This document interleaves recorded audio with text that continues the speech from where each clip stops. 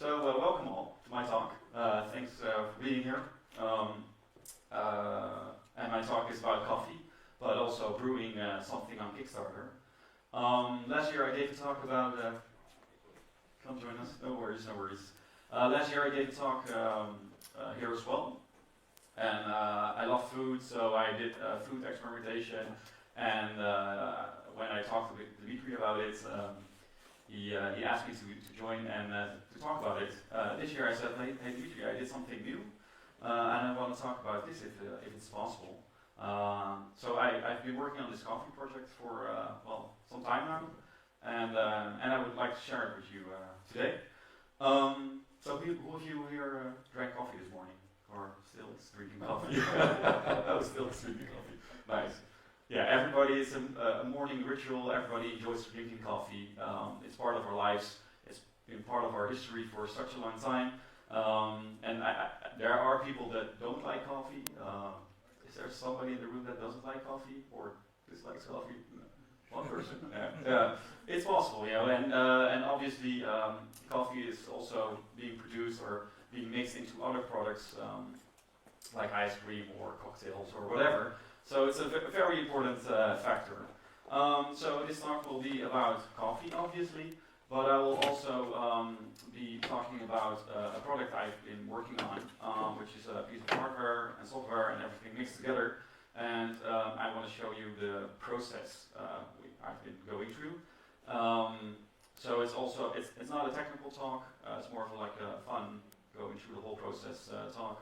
And if you have any questions, please feel free to just ask or just shout to me. And at the end, obviously, it's a bit of clickbait, but we're also going to drink coffee. I didn't expect so many people here, so it's a really small machine, and it's probably not going to cope. But if you have time, we can wait, and then we'll just leave the machine here. I have enough coffee with me, the boiler is pretty small, so it's going to take some time to heat up again. Okay, so. Who of you here visited my talk last year? So, who saw that? Okay. I'm luckily out of the hot sauce, so I was clearly up to something new because this was done, and I was super glad to give a presentation about it, and I probably will be producing more hot sauce in the future, but coffee is my new thing.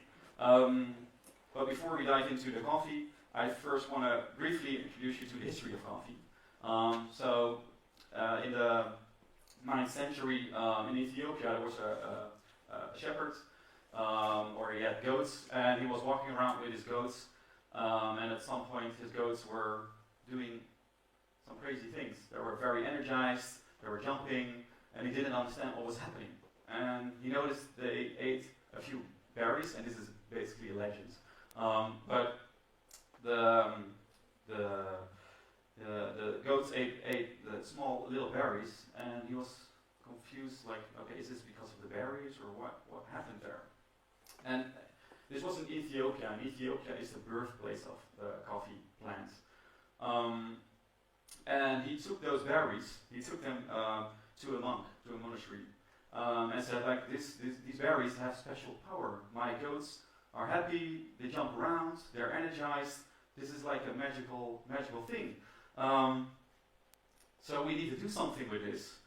And the monk said, no, this is not good. No, we don't like magic. We should throw them away in the fire. So legend says the monk threw them in the fire, but at that point he smelled aromas.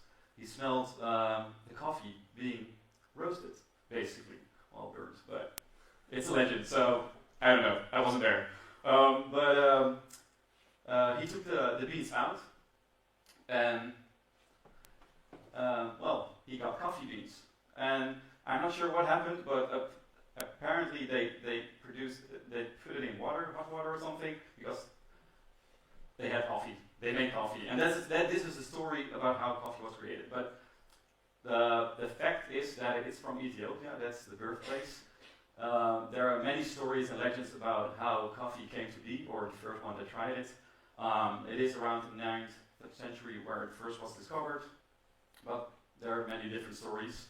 What is true is that in the 15th century, it traveled to Yemen, and that's where the actual coffee industry got started, because people were very much interested in coffee over there.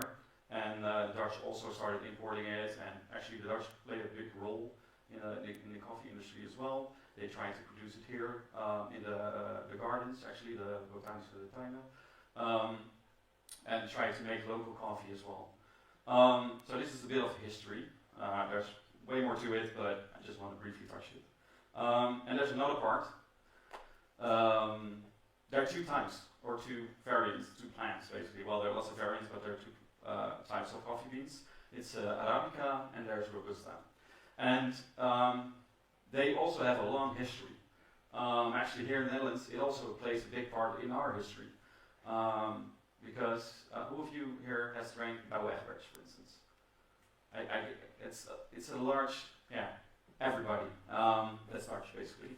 Because Douwe Egberts is a very established brand here in the Netherlands, and they're famous for their coffee and the commercials.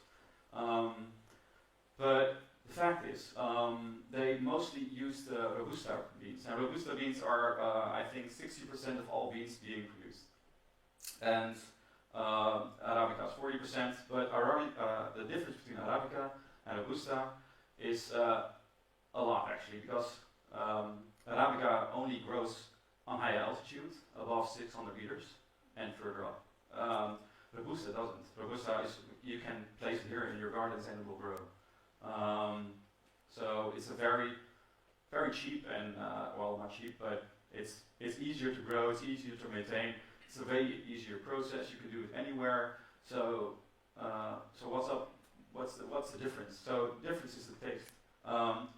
Robusta is very much known for bitter, burnt tigers even taste, and isn't really drank pure. Some people do, but mostly mixed in with Arabica beans. So, for instance, Douwe Egberts, that you all know, that's a mix of Arabica and Robusta beans. And I'm not saying Robusta is bad, because there's a whole trend happening right now that people are trying out Robusta beans, and because they're also interesting. But the Arabica, it has a lot of variants. It has more sugar and lipids contents, and so the taste factor it's just very different from that of Robusta. So it's a very interesting one. And obviously you have lots of blends, and people mix it together. Also the Arabica beans mix them together. But what I'm going to talk about today is mostly single estate, one origin place coffee. And that's like the highest quality coffee. It's mostly the Arabica beans because they're limited, and people like limited. They're more expensive because people like expensive things. And well, they're interesting in flavors. So I'm going to mostly focus on that. So that's Arabica and Robusta. So another great part in history, obviously, is this thing. Everybody knows this, right? Starbucks, exactly. And they made coffee great because at some point in history, coffee wasn't really well, a quality product like chocolate. They made it that again. They made it great again. And made coffee very popular. They started with like ceramic cups and like really trying to emphasize on enjoying coffee. And at some point they invented coffee to go, and that became a thing. And you all know where it went from there, because now Starbucks isn't that popular anymore. And actually they're trying out new things. So another trend is this thing called aged coffee. Have any of you drank aged coffee before? So they have a Christmas blend, for instance, that they do in December. The interesting part is during this process, I've been talking with lots of people, many people, different people in different industries that do something with coffee. And this is the interesting story. This is an interesting story. Apparently, Starbucks had lots of coffee stored away somewhere. And you can Google it, you'll see where it was. So, and they were probably thinking, what are we going to do with all that coffee? So they invented something new. It's called aged coffee. And it's basically raw coffee beans stored away, and then at some point, like 2 years, 3 years later, roasted it, and then made it into a new product, which is interesting. And it has interesting flavors. It's an interesting technique, but like if You can imagine it's a bean, it will dry out, the moisture will be gone, and the longer you let it dry, the drier, basically the drier it gets. So I'm doubting about the taste factor, but people find it interesting. I've also seen some other, in the last couple of months, I've seen some other trends occurring. This is also pretty interesting. I've seen individuals, so not professional roasters, but individuals putting raw coffee beans in wine, for instance, or whiskey, sort of green beans, and then like letting them stay for like 2 days, getting them out, and then start roasting them. Never tried it, and I've talked with people about this that are in the industry of coffee roasting, and they're laughing at me. So I'm not sure about that story. So maybe at some point I will try it, but it is interesting. So there are lots of trends and things happening today, but has been occurring obviously since Starbucks started experimenting a lot. And I also want to briefly cover some facts. So coffee is after oil the second most traded commodity in the world. So it's huge. Sounds like American. Make it great again, huge. Yeah, but it is, you know. We drink over 400 billion cups per year, and that's a lot. And apparently, like there's been lots of studies, drinking coffee is healthy for you. It will not cure disease, obviously, but will prevent and or to reduce the risk. But eventually, it's a drug, obviously, and we all accept this drug. Caffeine is great. So this was a brief history and overview of the coffee. Obviously, I'm here as well to talk about what I've been doing. So, brief flashback. I started talking with a former coffee producer. He has a big brand in the Netherlands. He sold his company and said, like, yeah, hey, listen, I've been doing this since I started doing something with coffee, roasting my coffee at home. Would you like to try it yourself? I said, yeah, sure. But why doesn't anyone do this? And he said, like, yeah, I went to an oogstmarkt, which is a local farmer's market, basically, 10 years ago, and tried to sell green beans to people. But nobody understood it. He sold none. And he said, you can get the best quality beans out there because there's no middleman anymore. Because there's like a whole, like chocolate basically, a lot of companies in the middle that earn money, and it's too expensive to sell, obviously, at the end. So you wouldn't find these beans in your coffee place around the corner. You might find it in a more exclusive coffee place. So he said, like, here are some beans, and try it out, and let me know what you think. And I was like, I roasted them in the hackerspace, my local hackerspace in Rotterdam, Pixel Bar, and I was intrigued how easy it was to do, simple. I did have like instructions, obviously, and I called them as well during the process, but it's very simple, and it doesn't take a lot of time. So I was like, why is nobody doing this? We should do something with this. We should explain to people that everybody can do this. So we built something around it, and it's called Coffee with Benjamin. It's basically a kit, and the kit I have here actually. This is the first one. Yeah, it's very exciting. I'm very excited about it, obviously, and I'll open it up later. But it contains basically a tray which you can put in the oven, and the idea was behind it is that you can, without expensive equipment, you can do this at home because there's a lot of equipment around coffee as well. Popcorn poppers. You can use different like hacking ways, popcorn poppers, other means to roast coffee. But the point is, you want to have coffee beans that are consistently roasted, and putting them in a tray is the easiest way to do it, actually.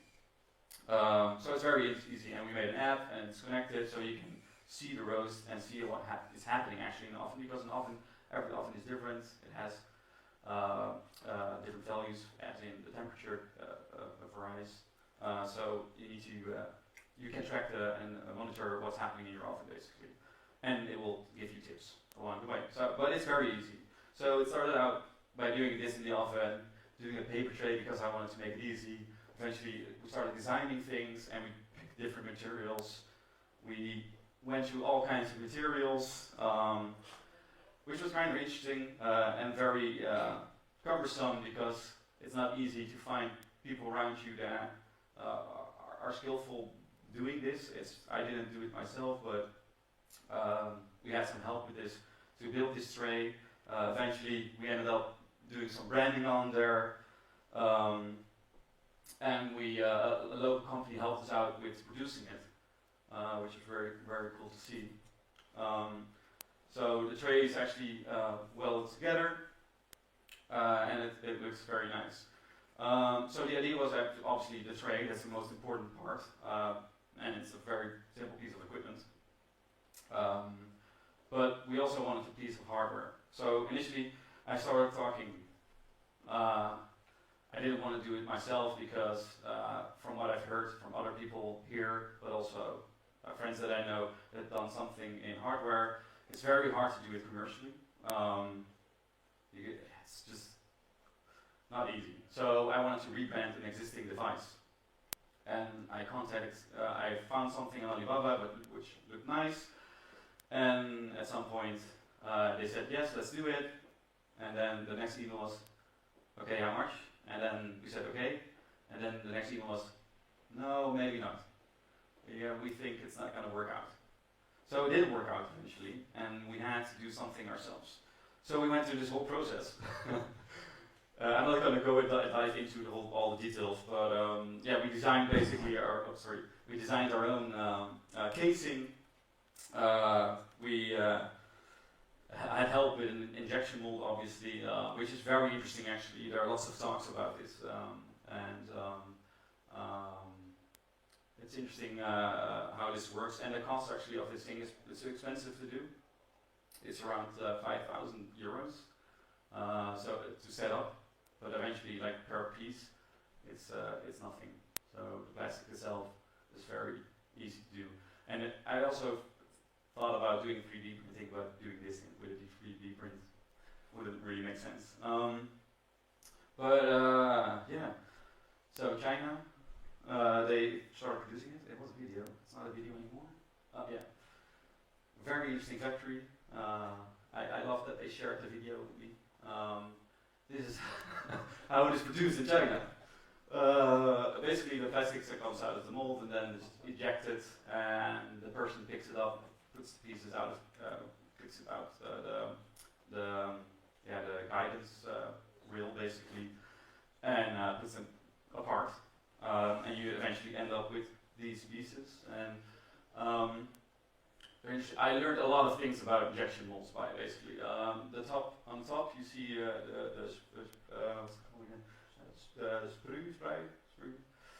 So it's basically the place where the injection starts, and it's breaking off eventually. So you see a little broken off piece. There's like all kinds of ways, techniques to make it click. Yes, exactly. So I loved working on this, and it was a very interesting thing to do, but very complex, and we had a lot of help with it. It was a long process to put together. So building something like this took us a lot of time, but it was nice. And this is a very good talk, actually, if you want to know more about injection mold, which was, I think, at a Linux conference. Which is also interesting, but it was a very good talk. So we moved along, worked on the hardware, and we wanted to do something simple here as well, to not make it too expensive, obviously. So we used an existing Bluetooth module. This was our first prototype, and we tested it out, and we wanted to know, like, is it actually helping you roasting and producing the roast you want and giving you the information you want during the process, because it's as simple as putting the beans in a tray and putting them in the oven, but it's actually helping you figure out how to do better roasts. So we tried that for some time, and it worked out pretty well. So the reason why we also chose the module is because it's certified, and if you want to put something in Kickstarter, you want to do some certification, but we ended up not certifying it. But I will explain some more details about Kickstarter later. And we also used an existing NTC probe, so it's basically a temperature sensor which you can connect to the tray. And we used an existing one, and it was ordered on Alibaba as well, super cheap. And we didn't really know what they would send us, like the ending part. They ended up sending us these connectors, which wasn't on the design initially on the PCB, didn't really fit the casing that much. So that was a big of a pickle.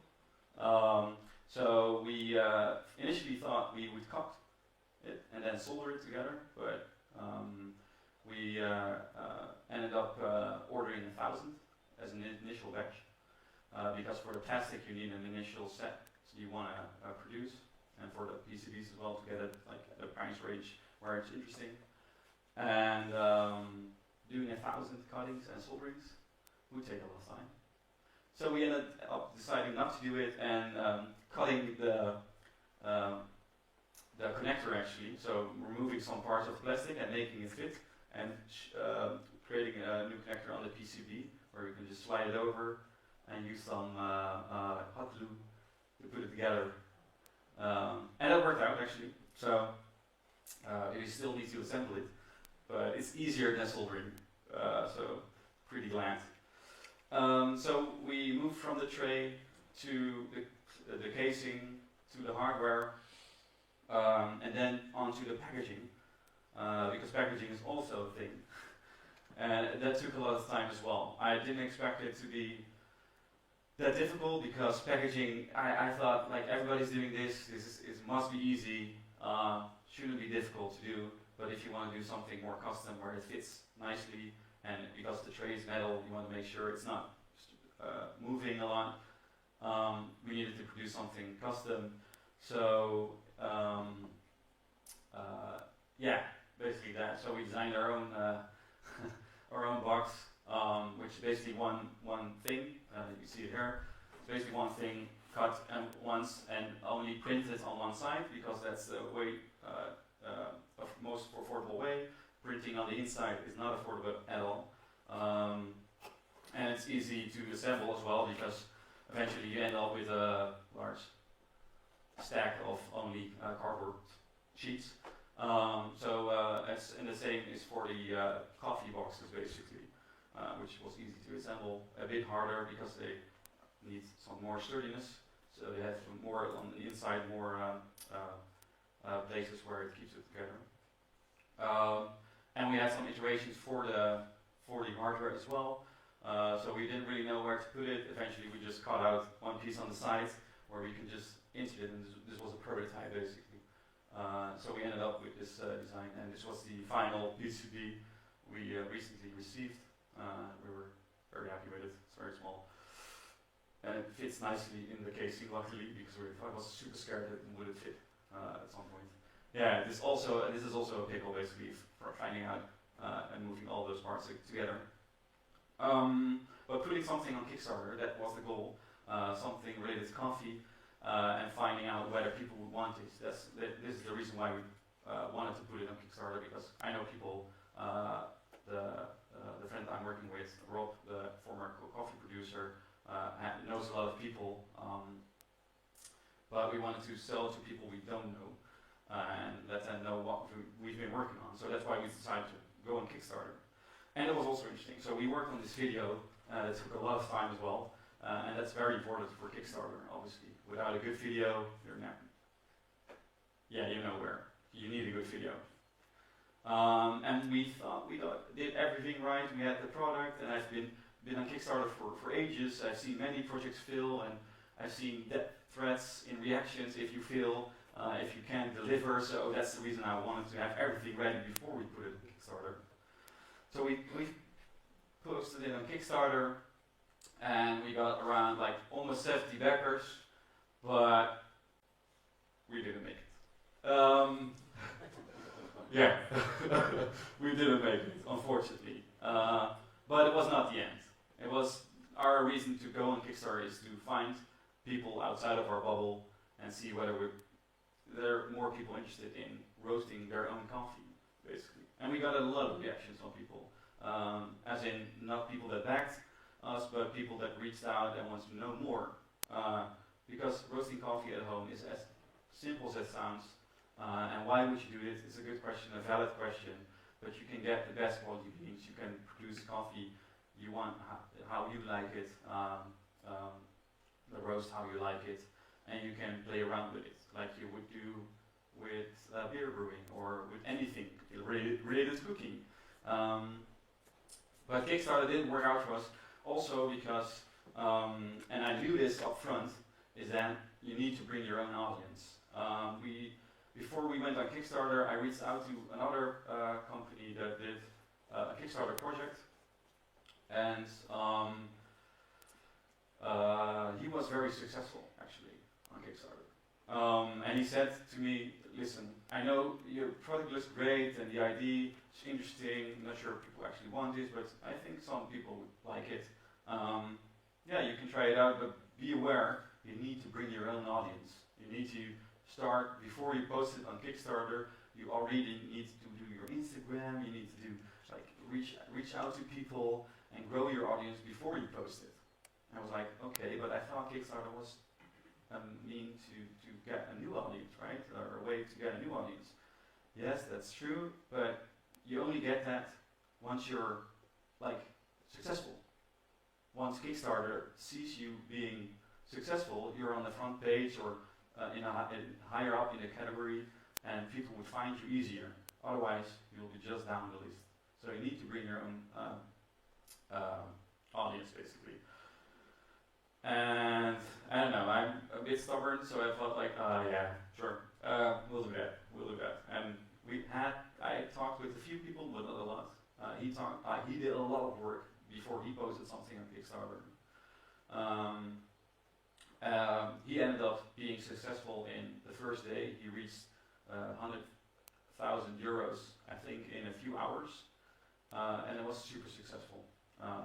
He actually was so successful, he got like, I think like 100 emails from people saying that they were too late to buy it, so they were angry, because you have like a limited amount that you can do for certain things, like the pledges, and people were emailing him. And I was like, well, I thought that was happening as well. It's not happening for me. And still, it's interesting. I actually talked. So we did our campaign. We did his campaign. He was super successful. We failed. And I actually talked with him last week or 2 weeks ago, and he said to me, "Yeah, listen up. I've been so stressed out. I made some miscalculations. So you have this goal, right? You set a certain amount of goal." Which you want to reach, and our number was also fictive. We picked a number which made sense. It's pricey. We knew what was going to happen. But he set a goal, but it wasn't the right goal. It ended up costing him a lot of money to produce it. He made miscalculations. Things went wrong. His suppliers ended up not supplying him. So it can also fail in other ways. And to the outside world, he's very successful, but he's not successful actually in that way. He has a nice product, obviously. I love it. Yeah, failing is not the most difficult part. Continuing and moving forward is the most difficult part. So that's why I'm here. And we're now in Indiegogo. Shameless plug.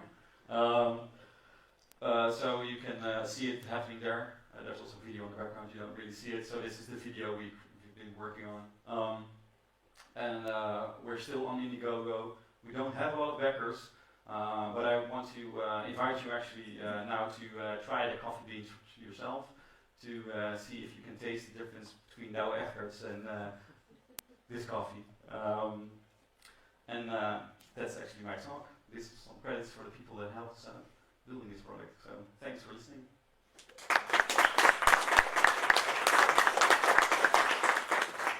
And who here likes some coffee? Okay, it's going to take some time, so feel free to just ask questions if you want. Yeah, Tom. So you mentioned that you didn't want to do certification for your electronics. Why would you want to, and why did you decide not to? We wanted to because all the other Kickstarter projects that were successful on Kickstarter had certification, so we figured maybe we should do this more of a marketing, from a marketing perspective. We ended up not doing it because I didn't feel a need per se. I figured like, okay, let's just figure out whether people are going to buy this, and if this does become successful, then, or a lot of backers basically, we would continue, because it's also pricey. Do consumers even care? Do they know? Good question, actually. Do you care? No. Yeah. No, But eventually, if you wanted to place it in a store, and then you'll need it. And we have some. We thought about that as well. So Kickstarter and Indigo for us is a means to reach out to a bigger audience. But eventually, we would like to get it in a local store, and then it becomes important. But it's still pricey. It will cost you actually, because you need to invite a company that will look at your stuff and then see the certification, see how it's built. Yeah, not a fun process. So we'll do that later. Yeah. So I was wondering, where would you get like small amounts of unroasted beans? Because I can imagine you can buy big bag, 20 kilos or something. Correct. Too much money. Yeah. So Rob, the former coffee producer, he has been in the industry for I think over maybe 20 years, and he had his own brand and coffee. It's pretty it's known in the Netherlands, and he has some contacts to get the coffee. And eventually, his dream is actually to find more local producers for coffee instead of going to Antwerp to buy large bulks of beans from on the market, basically. That's his dream, and I fully agree, but it's very difficult to start out with that dream. So he buys the big bags, basically. So we have a lot of coffee. But the idea with this is that we create small boxes of coffee. So I have some here. So basically these, and these contain 300 grams, which is, if you roast it, you can roast it at once in your oven. And I'm not sure how much coffee you drink, but most people would take a month. 1 box a week or something. Yeah, well, I would probably, it would cost me a month or even more. So, yeah. So you have 3 months basically in this kit. So it's almost a kilo. Yeah. Does that answer your question? Yeah. Okay. Any other questions? Feel free to just come up and, Yes, so the idea would be to first buy the kit, right? Yeah. And afterwards have some type of subscription or buy the beans, Good buy question. the app. Just like Yeah. business model involved, right? Yeah, so I'm a software developer actually. So the app part was mostly my doing. I thought about subscription as well because it's very easy to build in the app. And Victor as well, actually, he works on the Android one. Yeah, this is Victor. He's sitting over there. Thank you, Victor. Android sucks, man. It's hard to build an Android app. But he helped us out with building the Android app. Very glad that he did. But we thought about subscriptions. The thing is, from my perspective, everybody's doing a subscription these days, and you're stuck to the subscription. We'll probably, at some point, if it will continue and will be more successful and people enjoy their roasting their own coffee, we might have doing subscription.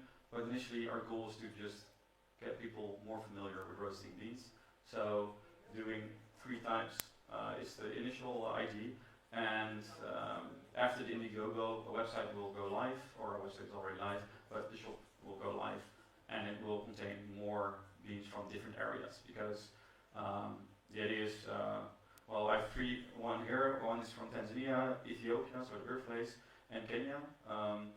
For instance, the one from Tanzania, that's in a very high altitude. It's very different from Kenya. Kenya is very fruity, acidy. Very different from the one from Ethiopia as well. Ethiopia is more the coffee you would probably know as regular coffee which you drink anywhere, and that's also in here. It's just fun to try out different coffees from different areas, so that's the goal, to get more interesting coffees on the shop. What's the term right now for these types of beans? Is it like green beans, unroasted bean, non-roasted bean? Where would you search for it? Because I wouldn't know. So there actually is a Dutch website that sells unroasted coffee beans. Unroasted. Yeah, green beans, unroasted beans is the same. Yeah, you can look it up. Price-wise, it's difficult to figure out what is good quality and what is a good price. Because Rob is very familiar in this market. I think he knows his game, so he worked on that part and make it interesting. Obviously, it's less expensive than roasted beans, which is nice. But you have to do some work. Yeah. So that. How does the app work? Because it can probably tell you what temperature the tray is. Yeah. You still have to manually adjust your oven. Correct. The idea is not to manually adjust your oven. We wouldn't recommend it. Normally, if you roast coffee, it's done on high temperature, like high temperature, for a very short amount of time, and it's very exact. So on the second. If you don't do it on the second, it will burn the coffee. And also it's cooled down. They have, like the industrial coffee roasters, they have a cool down method. They have their cool down methods basically to make sure it's consistent, right? And doing this in your oven is never consistent. But the trick is that it's let's call it a slow roast. Sounds interesting, but it's just a longer process to roast. So you have more time to find that sweet spot where you remove the coffee beans from your oven instead of doing like the industrial way. And also, we show you a graph of how to, like, if you look at professional coffee roasters, they have roasting profiles. So they make notes and they see what happens, what temperatures, the time, and they make notes with it. Basically, this is what the app does for you. Yeah. Basically, reflow profile. Yeah, exactly. For coffee beans. Yeah, and the idea in the future would be to extend that even more, to make it easier for you to make more consistent beans. But initially, it's simple to make you start doing your own coffee roast. What's the best way to grind the beans? Good question. Yeah, so equipment is another story. Also, preparing the coffee is another story, obviously. I'm not a barista. I'm not an expert on the machines. I know it varies a lot. The grinders are always like the most expensive parts of producing or doing your own coffee. You have like the hand grinders. I wouldn't recommend that for an espresso, but for another like the Chemex or just filters, it would work. The thing is with these, the grinding stones are the most expensive ones in these machines because you can really finely, gradually change the ways of grinding it.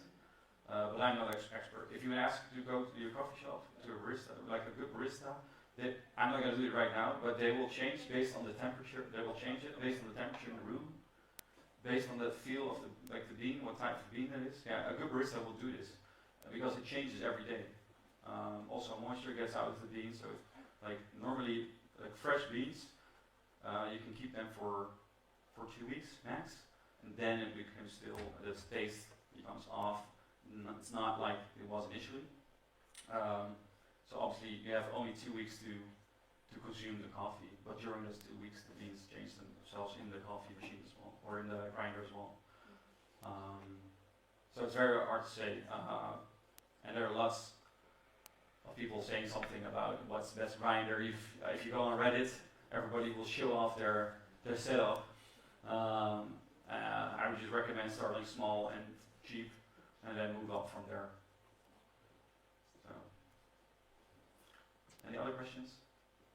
Can we try some? Yes. Come join me. Thank you.